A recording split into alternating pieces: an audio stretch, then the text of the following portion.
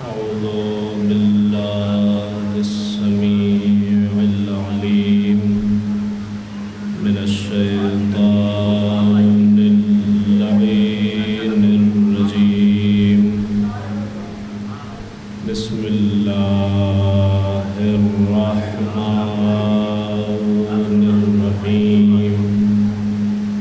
الحمد لله الذي هدانا لهذا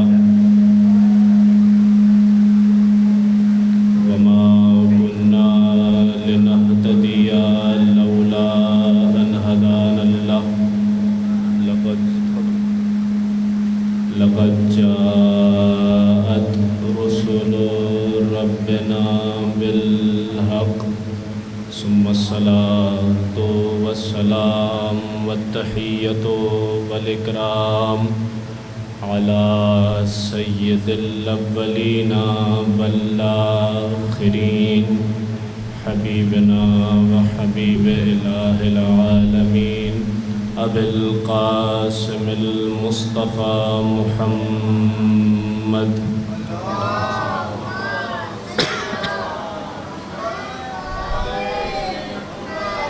وعلى أهل بيته الطيبين الطاهرين المعصومين الذين أذهب الله عنهم الرجس وطهرهم تطهيرا.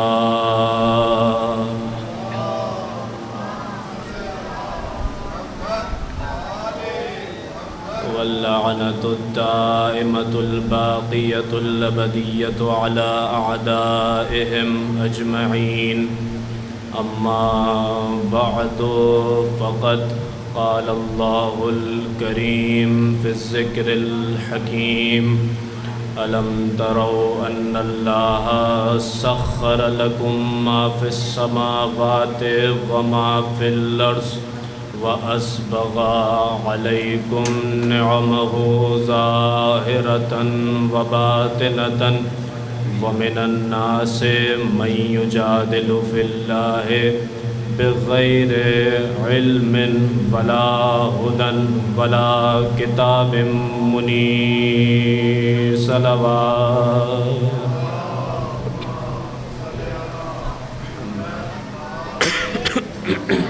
نعرہ تکبیر، نعرہ رسالت، مل کے نعرہ حیدری، نعرہ حیدری، حسینیت، یزیدیت، بآواز بلند نعرہ صلوات.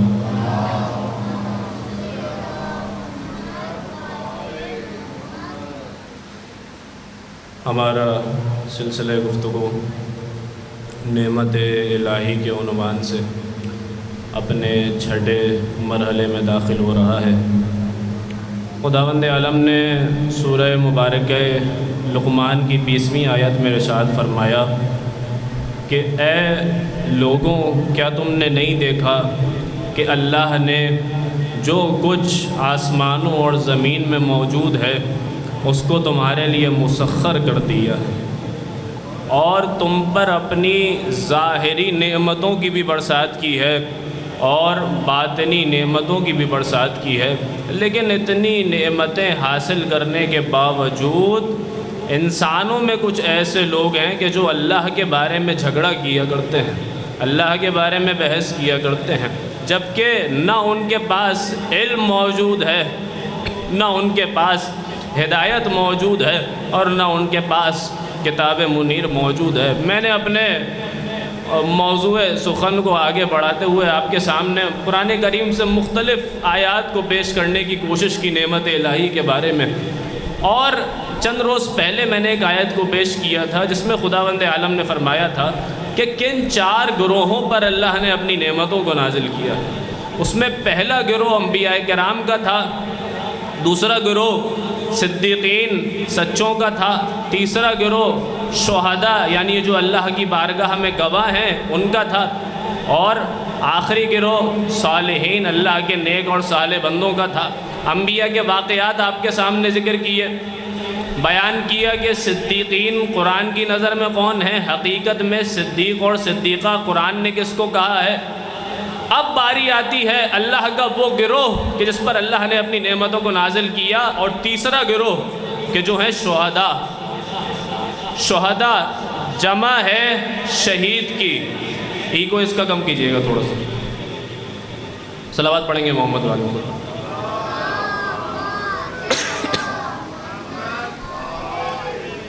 شہداء جمع ہے کس کی، شہید کی، اور شہید کہا جاتا ہے ایسا شخص کہ جو گواہ ہو، کہ جو گواہی دے سکے۔ قرآن کریم کے اندر شہید کا لفظ جس معنی میں ہم استعمال کرتے ہیں معاشرے کے اندر کہ جس کو راہ خدا میں قتل کر دیا جائے، اس معنی میں استعمال نہیں ہوا ہے، بلکہ شہید استعمال ہوا ہے گواہ کے معنی میں، کیونکہ جو راہ خدا میں مارا جاتا ہے اس کو بھی شہید اسی لیے کہا جاتا ہے کہ جب وہ شہید ہوتا ہے تو اللہ کا دیدار کرتا ہے، اللہ کے انبیاء کا دیدار کرتا ہے، اللہ کی آخرت پر گواہ بن جایا کرتا ہے، اس لیے جو راہ خدا میں مارا جائے اس کو بھی شہید کہا جاتا ہے۔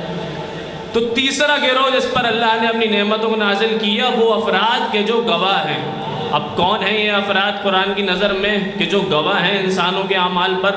تو سورہ مبارکہ توبہ میں آواز دی کہ وَقُلْ اعْمَلُوا، اے حبیب ان سے کہہ دیجئے کہ تم عمل کرو، تم کوئی بھی کام انجام دو، فَسَيَرَ اللَّهُ عَمَلَكُمْ وَرَسُولُهُ وَالْمُؤْمِنُونَ، تمہارے اعمال کو تین ہستیاں دیکھ رہی ہیں۔ سب سے پہلے اللہ تمہارے اعمال پر گواہ ہے، دوسرے رسول تمہارے اعمال پر گواہ ہے، تیسرے مومنین تمہارے اعمال پر گواہ ہے۔ تو جب مومنین اعمال پر گواہ ہو تو یہ تو ہو نہیں سکتا کہ امیر المومنین ہمارے اعمال پر گواہ نہ ہو، امیر المومنین ہمارے اعمال کو نہ دیکھ رہے ہوں۔ اس لیے احادیث میں ذکر ہوا کہ ہفتے میں چند بار انسانوں کے اعمال ائمہ کے سامنے پیش ہوتے ہیں، ہفتے میں کئی مرتبہ انسانوں کے اعمال، مسلمانوں کے اعمال، خاص طور پر شیعوں کے اعمال، اہل بیت کے ماننے والوں کے اعمال اہل بیت کے سامنے پیش ہوتے ہیں۔ اگر وہ اچھے اعمال انجام دیے ہوں انہوں نے تو اہل بیت کی خوشی کا اظہار ہوتا ہے، اور اگر انہوں نے خدا نخواستہ اللہ کی معصیت کی ہو تو اہل بیت غمگین ہو جایا کرتے ہیں۔ یہ تیسرا گروہ۔ اور چوتھا اور آخری گروہ جن پر اللہ نے اپنی نعمتوں کو نازل کیا وہ ہے صالحین کا گروہ۔ اب یہاں پر روک کر ایک بحث کو آپ کے سامنے پیش کرنا چاہتا ہوں۔ عزیزان گرامی، صالح کسے کہتے ہیں عربی زبان کے اندر؟ عام طور پر معنی ہوتا ہے وہ شخص کہ جو نیک ہو، جو اچھا ہو، لیکن عربی زبان کی اگر ظرافت کی طرف اور باریکی کی طرف غور کیا جائے تو صالح نکلا ہے صلاحیت سے۔ صالح کس سے نکلا ہے؟ صلاحیت سے۔ جو عرب کنٹریز میں لوگ سفر کرتے ہیں، عرب ممالک میں آیا جایا کرتے ہیں، ان کے پاس جو پاسپورٹ ہوتا ہے جس کے ذریعے سے وہ سفر کرتے ہیں، اس میں ایک کالم ہوتا ہے جس پر لکھا ہوتا ہے صلاحیت، اور عربی زبان میں صلاحیت کہتے ہیں ویلیڈیٹی کو۔ اب توجہ کیجئے گا، ایک مرحلے کی طرف لے کر جانا چاہ رہا ہوں۔ عربی زبان میں صالح نکلا ہے صلاحیت سے، اور صلاحیت کہتے ہیں ویلیڈیٹی کو۔ اور جانتے ہیں قرآن نے صالح کس کو کہا ہے؟ سورہ مبارکہ تحریم میں آواز دی فَإِنَّ اللَّهَ مَوْلَاهُ وَجِبْرِيلُ وَصَالِحُ الْمُؤْمِنِينَ، اے لوگوں اگر تم نے رسول کا ساتھ چھوڑ دیا تو یاد رکھنا کہ اللہ کے رسول کے تین مددگار موجود ہیں۔ سب سے پہلا مددگار خود خدا ہے، دوسرے مددگار جبرائیل ہیں، تیسرا وہ ہے جو صالح المومنین ہے، مومنین کا بھی صالح ہے۔ اور رسول نے فرمایا کہ صالح المومنین علی کی ذات گرامی ہے۔ اب توجہ کیجئے گا، میں نے بیان کیا کہ صالح نکلا ہے صلاحیت سے، صلاحیت یعنی ویلیڈیٹی۔ صالح المؤمنین، صالح نکلا ہے صلاحیت سے، صلاحیت یعنی ویلیڈیٹی۔ مثال کے طور پر ایک نوٹ کسی ملک کے اندر رائج ہے اور اس کی ڈیٹ گزر گئی، وہ ایکسپائر ہو گیا۔ اب آپ پہنچ گئے اسٹینڈ بینک والوں کے پاس اور آپ نے کہا کہ بھائی یہ نوٹ اب کیوں قابل استعمال نہیں رہا؟ کہا کہ جی اس کی تاریخ گزر چکی ہے۔ کہا کہ جناب دیکھیے اصلی نوٹ ہے، نقلی نوٹ نہیں ہے۔ جعلی نوٹ لے کے نہیں آیا ہوں۔ کہا کہ نہیں اس کی تاریخ گزر چکی ہے۔ کہا اب عجیب بات کرتے ہیں بھائی اس کے اندر نوٹ کے اندر وہ تار بھی موجود ہے کہ جس سے اصلی اور نقلی کی پہچان ہوتی ہے۔ کہا کہ نہیں اس کی تاریخ گزر چکی ہے، اب استعمال کے لائق نہیں ہے۔ کہا عجیب بات کرتے ہیں اصلی نوٹ بھی لے کر آیا ہوں، اس میں جو تار ہے لگی ہوئی ہے جو اصلی کی پہچان ہے وہ بھی لے کر آیا ہوں، پھر بھی آپ میرے نوٹ کو اپنی بارگاہ میں قبول نہیں کر رہے۔ تو بھائی علی ہے صالح المومنین، صالح نکلا صلاحیت یعنی ویلیڈیٹی سے۔ بھائی ایک منکر اہل بیت، منکر ولایت علی جو علی کا بغض دل میں رکھتا تھا، ایک مرتبہ قیامت میں خدا کی بارگاہ میں پہنچ گیا کہ اے خدا نمازیں لے کر آیا ہوں، روزے لے کر آیا ہوں، حج لے کر آیا ہوں، زکوٰۃ لے کر آیا ہوں، جہاد کر کے آیا ہوں۔ اللہ نے کہا سب ٹھیک ہے، نماز خلوص نیت سے پڑھی تھی تم نے، روزے تم نے شرائط کے ساتھ انجام دیے تھے، حج استطاعت کے ساتھ انجام دیا تھا، زکوٰۃ حد نصاب پر پہنچنے کے بعد ادا کی تھی۔ بھائی سارے اعمال ٹھیک تھے لیکن تیرے دل میں علی کی ولایت نہیں ہے، تو سب تو ٹھیک ہے تیرے اعمال ویلڈ نہیں ہے۔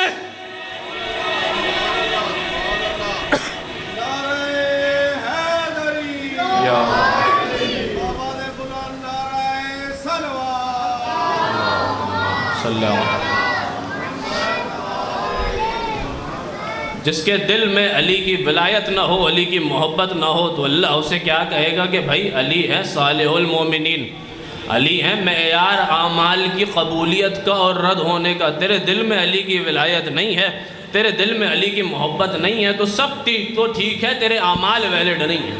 اور اس کو بڑے خوبصورت انداز میں میر انیس نے اپنے 6 مصروں کے اندر باندھا اور سمیٹا اور آواز دی کہ بندہ 1000 سال عبادت اگر کرے اور زر بقدر کوہ احد راہ حق میں دے، حج بھی پیادہ پا جو 1000 اس نے ہو کیے، اور بے گناہ قتل ہو وہ ظلم و جور سے۔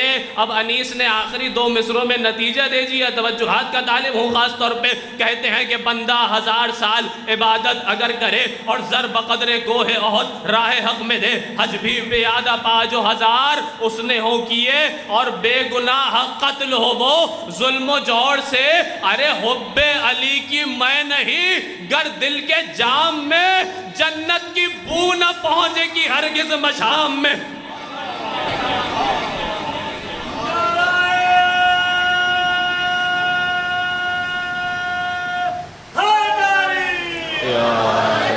جنت کی بو نہ پہنچے گی ہرگز مشام میں۔ جنت تو دور کی بات، جو اپنے دل میں علی کی ولایت کو نہیں رکھتا، جو اپنے دل میں علی کی محبت کو نہیں رکھتا ہے، وہ کبھی بھی جنت کے قریب نہیں پھٹک سکتا۔ یہ قرآن نے فیصلہ کیا۔ صالح المومنین علی کی ذات گرامی، عزیزان گرامی، نعمت کے عنوان سے نعمت کا تقاضا میں نے بیان کیا کچھ دن پہلے کہ انسان نعمت کا شکر ادا کرے تاکہ خداوند عالم نعمتوں میں اضافہ فرمائے۔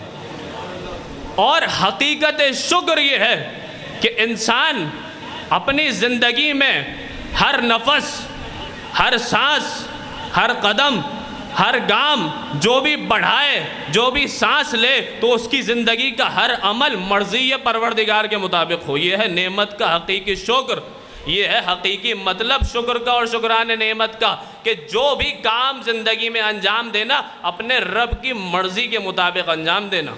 اب پتہ کیسے چلے کہ اللہ کی مرضی کیا ہے، پتہ کیسے چلے کہ اللہ کی رضا کس چیز کے اندر ہے؟ تو بھائی ہم اللہ سے ڈائریکٹ تو جا کے پوچھ نہیں سکتے کہ اے اللہ تو یہ بتا تیری مرضی کن اعمال کے اندر ہے، کیونکہ اللہ ہم سے کبھی براہ راست بات کرتا نہیں ہے، بلکہ جب بھی بات کرتا ہے محمد کے وسیلے سے بات کرتا ہے۔ تو بھائی بڑے عجیب مسلمان ہیں، اللہ ہم سے بات کرنے کے لیے محمد کا وسیلہ استعمال کریں اور یہ براہ راست اللہ سے دین کو حاصل کرنا چاہتے ہیں۔ اللہ نے قرآن میں فرمایا اقیموا الصلاۃ، اے انسانوں مومنوں نماز کو قائم کرو۔ آواز دی آتوا الزکوٰۃ، زکوٰۃ کو ادا کرو۔ وَلِلَّهِ عَلَى النَّاسِ حِجُّ الْبَيْتِ مَنِ اسْتَطَاعَ إِلَيْهِ سَبِيلًا، جب تم صاحب استطاعت ہو جاؤ تو اللہ کے گھر کا حج کرو۔ آواز دی وَاعْلَمُوا أَنَّمَا غَنِمْتُم مِّن شَيْءٍ فَأَنَّ لِلَّهِ خُمُسَهُ، جب بھی تمہیں کوئی فائدہ حاصل ہو کسی چیز کے اندر تو اس کا 5واں حصہ اللہ کا اور رسول کا اور اہل بیت کا حصہ ہے۔ بھائی اللہ نے آپ کے پاس آگے ان احکام کو براہ راست تو بیان نہیں کیا تھا نا، بھئی اللہ نے اپنے رسول کے ذریعے سے آپ کو بتایا یعنی اللہ نے فرمایا نماز کو قائم کرو، لفظ اللہ کے تھے، لہجہ محمد کا تھا۔ اللہ نے کہا روزہ رکھو، لفظ اللہ کے تھے، لہجہ محمد کا تھا۔ اللہ نے کہا حج کرو، لفظ اللہ کے تھے، لہجہ محمد کا تھا۔ اللہ نے کہا خمس ادا کرو، لفظ اللہ کے تھے، لہجہ محمد کا تھا۔ تو بھائی پتہ چلا جب اللہ قیامت تک ہم سے اور عام انسانوں سے بات کرنا چاہتا ہے تو محمد کے لہجے کا سہارا لیا کرتا ہے، محمد کے وسیلے کا سہارا لیا کرتا ہے۔ ایک رات کے ہوا شب معراج کی رات کہ اللہ نے اپنے رسول کو آسمان پر بلا کر بٹھا لیا۔ اللہ ہم سے اور آپ سے بات کرتا ہے محمد کے لہجے میں، تو اب سوچو اللہ محمد سے بات کرے گا کس کے لہجے میں؟ توجہ کیجئے گا، ایک مرحلے کی طرف لے کر جانا چاہ رہا ہوں۔ بھائی اللہ ہم سے اور آپ سے بات کرتا ہے محمد کے لہجے میں، اب اللہ محمد سے بات کرے کس کے لہجے میں؟ یقیناً اس کے لہجے میں بات کرے گا۔ انسان کی فطرت کہتی ہے کہ جس کی آواز سے رسول سب سے زیادہ مانوس رہے ہوں دنیا میں، کہ جس سے رسول سب سے زیادہ محبت کرتے ہوں دنیا میں، کہ جو سب سے بڑا رسول کا فدائی اور محبوب رہا ہو۔ یہی سوال رسول کے ایک محترم صحابی کے ذہن میں آیا۔ رسول معراج سے تشریف لائے، کہا کہ یا رسول خدا، اللہ جب بھی ہم انسانوں سے بات کرتا ہے تو آپ کے لہجے میں بات کیا کرتا ہے، بس اتنا بتا دیجئے کہ اللہ نے معراج کے اندر آپ سے کس کے لہجے میں بات کی؟ تو رسول خدا نے فرمایا ترجمہ نہیں کروں گا، صرف عربی پیش کروں گا، آپ کو وصول کرنا ہے۔ بھائی ادھر اس کا سوال ختم ہوا اور رسول نے آواز دی کہ کلمنی بلہجت علی ابن ابی طالب، یا علی، کلمنی بلہجت علی ابن ابی طالب، اللہ تم سے بات کرتا ہے مجھ محمد کے لہجے میں، اور جب اللہ مجھ محمد سے بات کرنا چاہتا ہے تو علی کے لہجے کا استعمال کرتا ہے، کیونکہ علی کی آواز وہ آواز ہے کہ جو سب سے زیادہ محبوب اور مانوس ہے رسول خدا اس آواز سے۔ تو جو کام کرو اپنی زندگی کے اندر مرضی پروردگار کے مطابق انجام دو۔ اللہ نے تمہیں جس مقام پر رکھا ہے، جس حیثیت پر رکھا ہے، خبردار اس سے آگے نہ بڑھنا، اور خبردار جس مقام پر تمہیں رکھ دیا دنیا کے اندر کبھی بھی اس سے پست اور گرنے کی کوشش نہ کرنا۔ بھائی نکالے دونوں گئے تھے جنت سے، جس کو سجدہ کیا گیا وہ بھی نکالا گیا، جس نے سجدہ کیا وہ بھی نکالا، جس نے سجدہ نہیں کیا وہ بھی نکالا گیا، نکالا ابلیس بھی گیا، نکالے آدم بھی گئے۔ اور بڑی عجیب بات ہے اللہ نے الگ الگ نہیں نکالا ہے دونوں کو، بلکہ ایک ساتھ نکالا ہے جنت سے۔ ایک آیت میں فرمایا کہ اہبتا منہا، اے ابلیس اے آدم تم دونوں نکلو جنت سے۔ دوسری آیت میں فرمایا اہبتو منہا جمیعا، ساتھ نکلو جنت سے۔ تو بھائی جنت وطن ہے آدم کا بھی اور ابلیس کا بھی۔ توجہ کیجئے، ایک نقطہ پیش کرنا چاہ رہا ہوں، جنت وطن ہے آدم کا بھی اور ابلیس کا بھی، اور دونوں اپنے وطن سے ہجرت کر رہے ہیں۔ جنت سے ابلیس بھی نکل رہا ہے، جنت سے آدم بھی نکل رہے ہیں، اور دونوں نے اپنے وطن سے ہجرت کی۔ تو قاعدہ تو دے دیا قرآن نے، اصول تو دے دیا قرآن نے کہ نبی کے ساتھ ہجرت کرنا اس بات پہ دلیل نہیں ہے کہ واپسی بھی جنت میں ساتھ ہوگی۔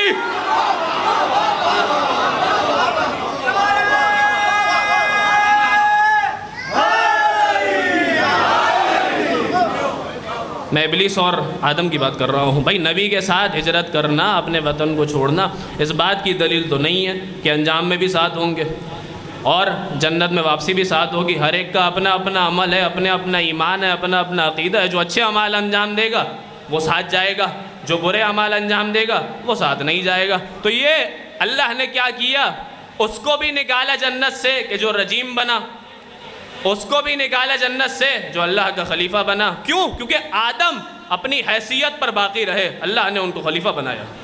ابلیس اپنی حیثیت سے آگے بڑھنے لگا اور اللہ نے کہا کہ آدم کو سجدہ کر، تو کہتا ہے کہ خلقتنی من نار وخلقتہ من طین، تو نے آدم کو جو ہے وہ مٹی سے پیدا کیا، مجھے آگ سے پیدا کیا، آگ اس کی نظر میں مٹی سے افضل تھی، تو میں آدم کو سجدہ کیسے کروں؟ تو اس نے معیار قرار دیا فضیلت کا، کس چیز کو؟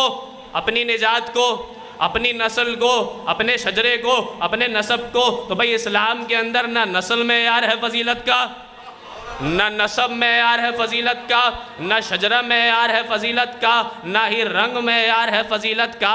ارے خود ہی بتائیے، اگر اسلام کے اندر شجرے معیار ہوتے تو سرخ و سفید عرب اگر پیغمبر کا چچا بھی ہو ابو لہب، تب بھی قرآن نے کہا کہ تبت یدا ابی لہب و تب، اور کوئی عجم فارسی زبان ہی کیوں نہ ہو ایران کا، لیکن میرے محمد کا اطاعت گزار ہو تو فرمایا کہ سلمان منا اہل البیت۔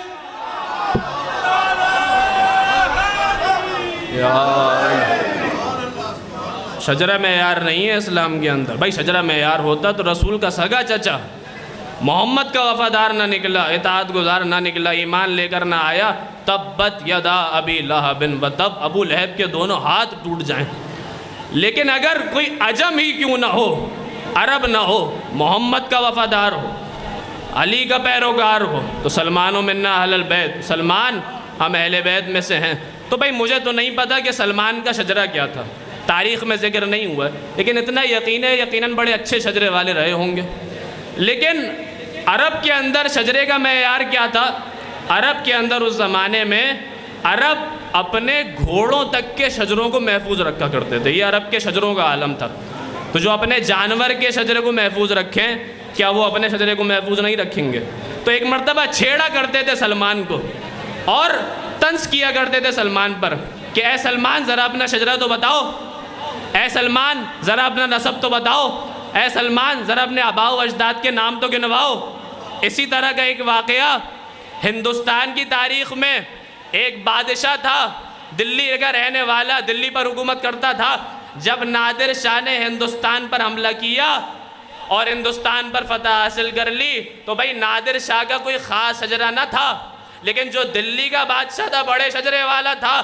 اب جب یہ شکست خوردہ بادشاہ نادر شاہ کے ساتھ بیٹھا اور اس کے جو ہم نشین تھے، جو مصاحب تھے، وہ اس کے ساتھ بیٹھے تو ایک مرتبہ نادر شاہ کو چھیڑنے کے لیے کہنے لگے کہ اے نادر شاہ ذرا اپنا شجرہ تو بتائیے، ذرا اپنا نسب تو ذکر کیجئے۔ نادر شاہ سمجھ گیا کہ یہ کیا کہنا چاہ رہے ہیں، مجھ پہ طنز کرنا چاہ رہے ہیں۔ ایک مرتبہ اپنی نیام سے تلوار کو نکالا، تلوار لگ دی سامنے اور کہا کہ ارے مجھ سے میرا شجرہ پوچھتے ہو، شمشیر ابن شمشیر ابن شمشیر۔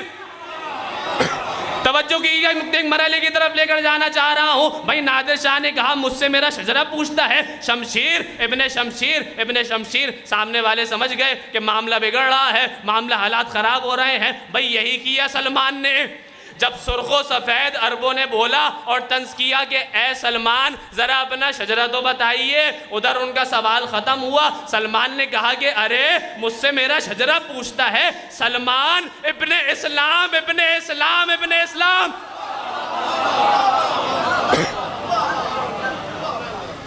مل کے صلوات پڑھیں گے محمد۔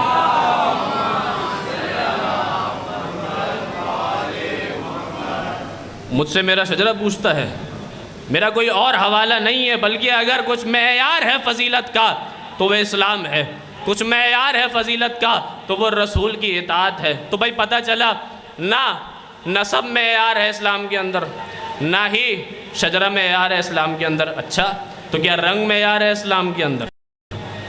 بھائی اگر اسلام کے اندر رنگ معیار ہوتا تو کبھی بھی ہمیں تاریخ میں یہ دیکھنے کو نہیں ملتا کہ سرخ و سفید عرب اپنے گھر میں سوئے ہوئے پڑے رہے اور ان کو اذان دے کر بلانے والا ایک بلال کالا حبشی ہو۔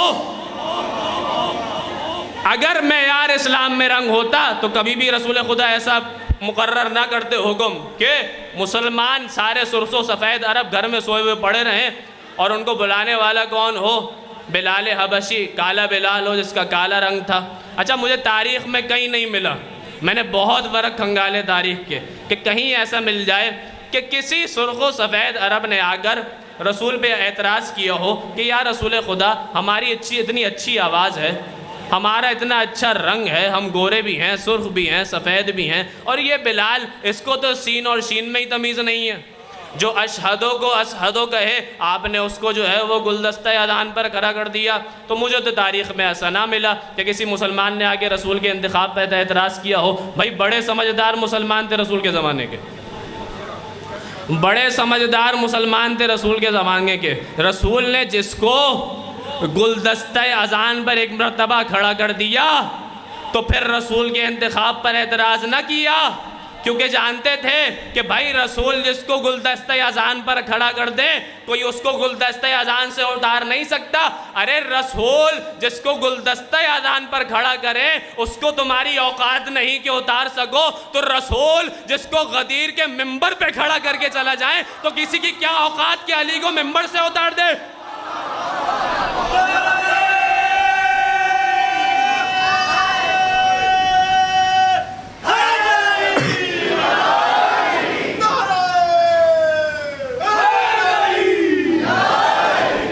رسول جس کو غدیر کے ممبر پر کھڑا کر کے چلا جائیں تو کہ کسی کی کیا مجال، کسی کی کیا اوقات، کسی کی کیا حیثیت کہ اس علی کو ممبر رسول سے اتار دے۔ تو بھائی اسلام کے اندر پتہ چلا کہ نہ نسل معیار ہے، نہ نسب معیار ہے، نہ ہی رنگ معیار ہے۔ اچھا اگلا سوال، کیا پیشہ معیار ہے اسلام کے اندر فضیلت کا؟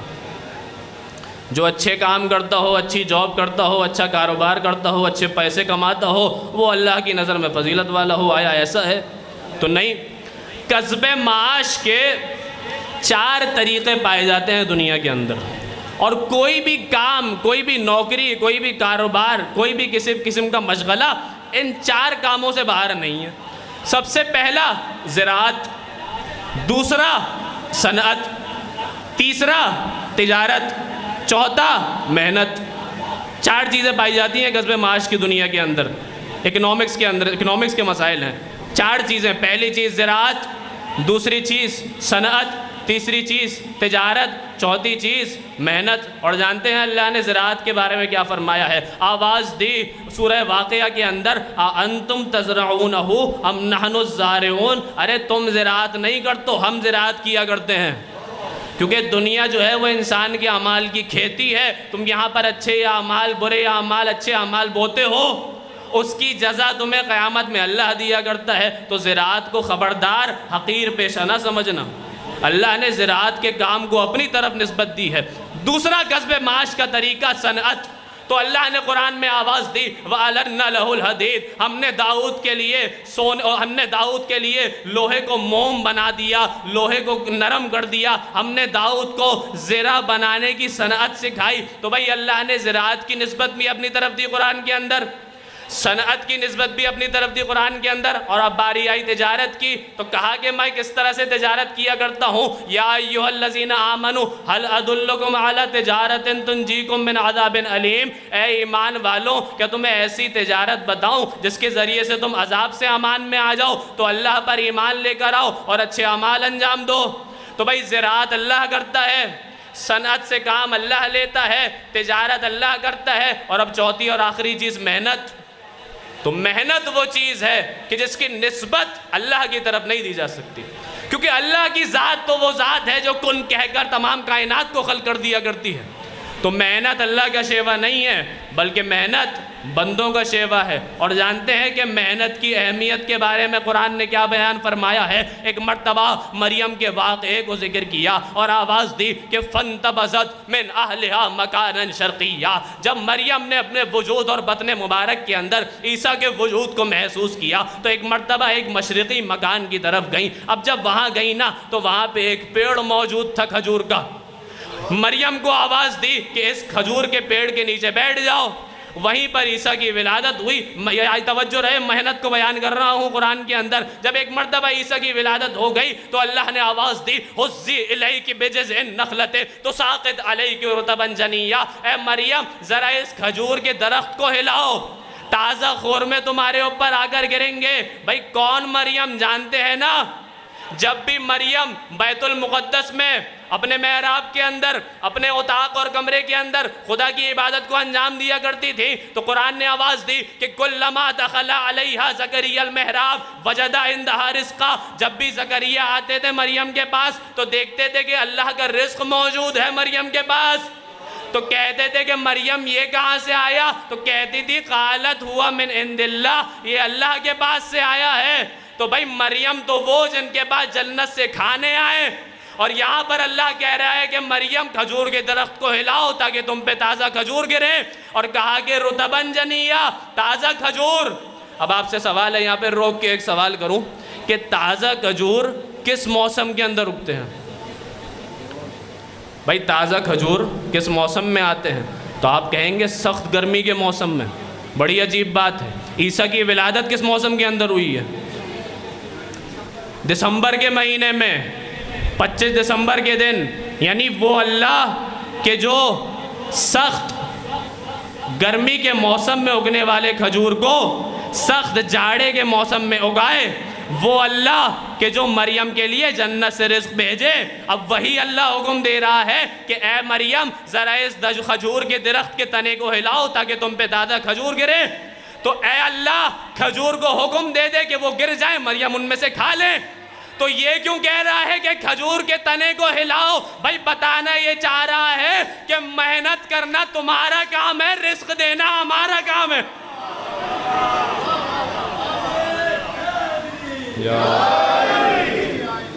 محنت کرنا تمہارا کام ہے، رزق دینا ہمارا کام ہے۔ تو عزیزان گرامی، کسی چیز کو معیار قرار نہیں دیا قرآن کے اندر، نہ نسب کو معیار قرار دیا، نہ نسل کو معیار قرار دیا، نہ شجرے کو معیار قرار دیا، نہ ہی پیشے کو معیار قرار دیا۔ اچھا تو پھر کن چیزوں کو قرآن نے فضیلت کا معیار قرار دیا ہے؟ 6000 سے زائد آیتوں کو شمار کرنے کے بعد مجھے 4 ایسے فضیلت کے معیار نظر آئے کہ جن کو قرآن نے بیان کیا ہے فضیلت کا معیار۔ سب سے پہلا معیار آواز دی کہ اِنَّا اَكْرَمَكُمْ عِنْدَ اللَّهِ أَتْقَاكُمْ، سب سے زیادہ با فضیلت وہ ہے جو سب سے زیادہ با تقوی ہو۔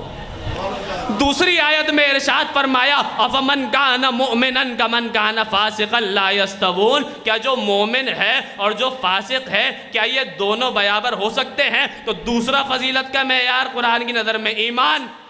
اب تیسرے معیار کی باری آئی، آواز دی هل يستوي الذين يعلمون والذين لا يعلمون انما يتذكر اولو الالباب، کیا علم رکھنے والے اور جاہل برابر ہو سکتے ہیں؟ تیسرا معیار فضیلت ہے علم، اور چوتھا اور آخری فضیلت کا معیار بیان کروں آپ کے سامنے، فضل اللہ المجاہدین علی القائدین اجرا عظیما، اللہ نے بیٹھے رہنے والوں پر فضیلت کی ہے جہاد کرنے والوں کو۔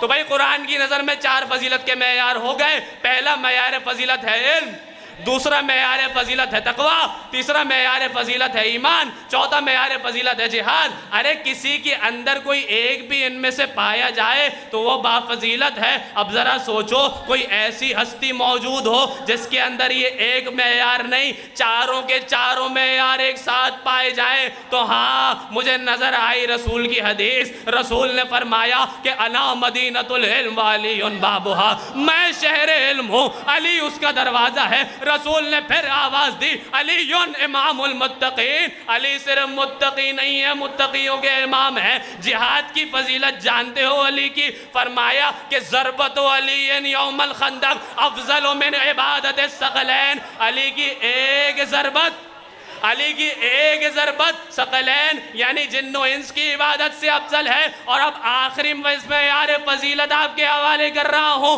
آخری معیار فضیلت ہے ایمان۔ تو رسول خدا نے جنگ احزاب کے اندر جب ایک مرتبہ علی ابن ابی طالب عمرو ابن عبدود کے مقابلے پر گئے تو آواز دی کہ برز الایمان کلہ الی الشرک کلہ۔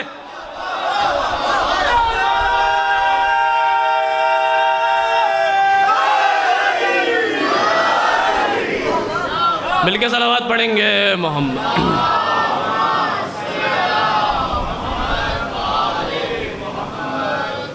برز الایمان کلہ الی الشرک کلہ، صرف مومن نہیں جا رہا ہے، صرف ایمان نہیں جا رہا ہے شرک کے مقابلے پر، بلکہ کل ایمان ہے جو کل شرک اور کفر کے مقابلے پر جا رہا ہے۔ بس عزیزوں، میں نے آپ کی زحمتوں کو یہاں پہ تمام کیا۔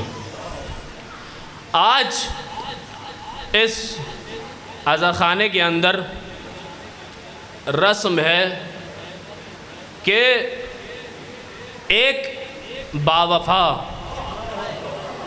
ایک بابصیرت، ایک اپنے مولا کا اطاعت گزار، ایک علمدار یعنی عباس کی مصیبت کو پیش کیا جائے۔ عذرکم علی اللہ۔ جانتے ہیں کون عباس؟ عباس علی کی نماز شب کی دعاؤں کا نتیجہ تھا۔ علی کی بڑی خواہش تھی، علی کی بڑی آرزو تھی کہ کربلا کے اندر میرا کوئی ایسا بہادر بیٹا موجود ہو جو میرے غریب حسین پر اپنی جان کو قربان کر سکے۔ جانتے ہیں نا کہ پنجتن میں سے ہر ایک ہستی نے کربلا کے لیے قربانی آمادہ کی تھی۔ بھائی محمد کی طرف سے رسول کے نواسے حسین موجود تھے قربانی دینے کے لیے، زہرا کی طرف سے زینب موجود تھی، حسن کی طرف سے قاسم موجود تھے، اور علی کی طرف سے عباس موجود تھے۔ ایک مرتبہ کہنے لگے کہ اے عقیل میرے بھائی، کوئی ایسا خاندان تلاش کرو جو عرب میں سب سے زیادہ بہادر خاندان ہو، کیونکہ میں چاہتا ہوں کہ اس عورت سے، اس خاندان کی عورت سے عقد کر کے ایک ایسا بچہ اس دنیا میں آئے جو بہت زیادہ بہادری والا بچہ ہو۔ ہاں عزیزوں، عباس دنیا میں تشریف لائے۔ عباس نے حسین کے ساتھ ساتھ اپنی زندگی کے دنوں کو گزارا۔ ایک مرتبہ مختلف جنگوں میں عباس شریک ہیں حسین کے ساتھ، صفین میں بھی شریک ہیں، نہروان میں بھی شریک ہیں۔ ہاں ایک مرتبہ جب حسین کا قافلہ کربلا میں وارد ہو چکا اور دن مسلسل گزرتے گئے تو عاشور کا دن آ پہنچا۔ ارے عباس فوج کے علم بردار تھے۔ علمدار کا کام یہ ہوتا ہے کہ فوج کی ترتیب پر نگاہ کرے کہ پہلے کون جائے گا، دوسرا شخص کون جائے گا۔ ہاں جب سارے کے سارے اصحاب حسینی شہید ہو چکے، عباس میدان میں موجود ہیں۔ اکبر کے سینے پر برچھی کا پھل لگ چکا، اصغر کا گلا چھد چکا، ارے قاسم کا لاشا گھوڑوں کی ٹاپوں سے پامال ہو چکا، اونو محمد زمین پر تشریف لا چکے۔ اب عباس سے برداشت نہیں ہوتا۔ آئے آقا حسین کی خدمت میں، آئے آقا مرنے کی اجازت دے دیجئے۔ ایک مرتبہ حسین نے آواز دی، اے عباس تم تو میری فوج کے علم بردار ہو نا۔ ارے عباس نے دائیں بائیں جانب دیکھا، ہاتھ جوڑ لیے، آقا وہ فوج کہاں رہ گئی جس کا میں علمدار تھا۔ ایک مرتبہ خیموں سے آواز بلند ہوئی، ہائے پیاس، ہائے پیاس۔ حسین نے کہا کہ اے عباس مشک لے کر میدان میں جاؤ، بچوں کے لیے پانی کی سبیل کرو۔ ہاں سکینہ نے بڑی خوشی خوشی چچا عباس کو مشک تھمائی اور بچوں سے کہا کہ اے بچوں ابھی تم دیکھنا میرے چچا عباس پانی لے کر آئیں گے۔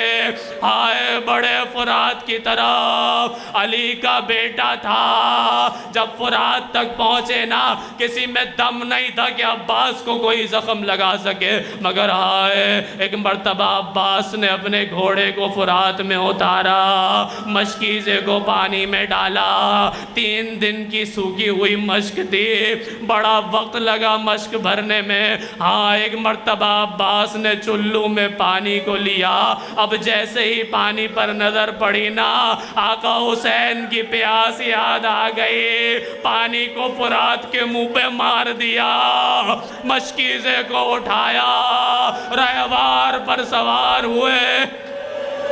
اجرکم علی اللہ، اجرکم علی اللہ۔ اب عباس کی نظر میں صرف ایک مقصد ہے کہ میں اس مشق کو اطفال حسینی تک پہنچا دوں، میں اس مشق سے حسین کے بچوں کو سیراب کر دوں۔ ہائے ایک شقی نے بڑھ کر عباس کے ہاتھ پر وار کیا، ہاتھ کٹ کے زمین پر گرا، آواز دی واللہ لو قطعتم یمینی انی احامی ابدا عن دینی۔ ارے تم نے میرا ہاتھ کاٹ ڈالا، بخدا میں اپنے دین کی حمایت سے ہاتھ نہ اٹھاؤں گا۔ بڑھتے چلے جا رہے ہیں خیمہ گاہ کی طرف۔ ایک مرتبہ پھر کسی شقی نے چھپ کر عباس کے ایک اور ہاتھ پر وار کیا، ہاتھ کٹ کے زمین پر گرا۔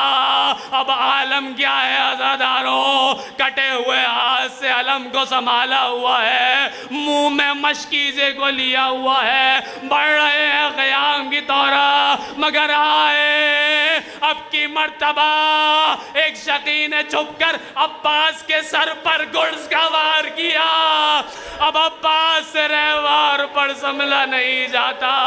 اجرکم علی اللہ، اجرکم علی اللہ. بس مجھ میں اب طاقت نہ رہ گئی کہ عباس کی مصیبت کو اور بیان کر سکوں. ہاں عزیزوں، جب ایک مرتبہ سر پر گرز پڑا نا، اب عباس سے برداشت نہیں ہوتا، رہوار پر جھومنے لگے. ہائے، ایک مرتبہ زی سے زمین پر آنا چاہتے ہیں عباس. ارے ذرا تصور تو کرو، جب انسان زی سے زمین پر آتا ہے تو اپنے ہاتھوں کا سہارا لیا کرتا ہے، مگر ہائے عباس کے ہاتھ موجود نہ تھے. منہ کے بل عباس زمین پر تشریف لائے. اجرکم علی اللہ، اجرکم علی اللہ. عزیزو بستو فقر مجلس تمام. آقا حسین کو آواز دی، مولا مدد کے لیے آئے. عباس کی لاش پر حسین پہنچے. ایک مرتبہ عباس کے سر کو اپنے زانو مبارک پر لیا اور کہا کہ اے عباس، کیا کوئی خواہش ہے؟ کہا کہ مولا دو خواہشیں ہیں. پہلی یہ کہ میری ایک آنکھ میں تیر لگا ہوا ہے، ایک آنکھ میں خون بھرا ہوا ہے. جب دنیا میں آیا تھا تب بھی آپ کے چہرے کی زیارت کی تھی. اب جب دنیا سے جانا چاہتا ہوں، بڑا جی چاہتا ہے کہ آپ کے چہرے کو دیکھ کر جاؤں. حسین نے اپنے ہاتھوں سے عباس کی آنکھوں کے خون کو صاف کیا. کہا کہ اے مولا، ایک اور درخواست ہے. میں سکینہ سے وعدہ کر کے آیا تھا کہ پانی لے کر آؤں گا، مجھے سکینہ سے بڑی شرم آتی ہے. اے آقا، میرے لاشے کو خیمے میں نہ لے جائیے گا. عزیزوں، عباس کی آنکھیں بند ہو گئیں، ختم ہو گئی مجلس. ایک مرتبہ حسین نے عباس کی جگہ عباس کے علم کو اٹھایا، چلے خیمہ گاہ کی طرح. بچوں نے دیکھا کہ علم آ رہا ہے، سمجھے کہ چچا عباس آ رہے ہیں پانی لے کر. مگر اب جو علم قریب آیا تو کیا دیکھا کہ علم تو موجود ہے، علمدار نظر نہیں آتا. حسین نے خیموں کے اندر عباس کی جگہ عباس کے علم کو رکھا. بیویوں نے اپنے آپ کو علم پہ گرانا شروع. زینب نے آواز دی، ہائے میرا عباس مارا گیا، میرے پردے کا محافظ مارا گیا. اب زینب کو کوفہ و شام تلک جانا پڑے. الا لعنت اللہ علی القوم الظالمین وسيعلم الذين ظلموا أي منقلب ينقلبون. إنا لله وإنا إليه راجعون. رضا بقضائه وتسليمه.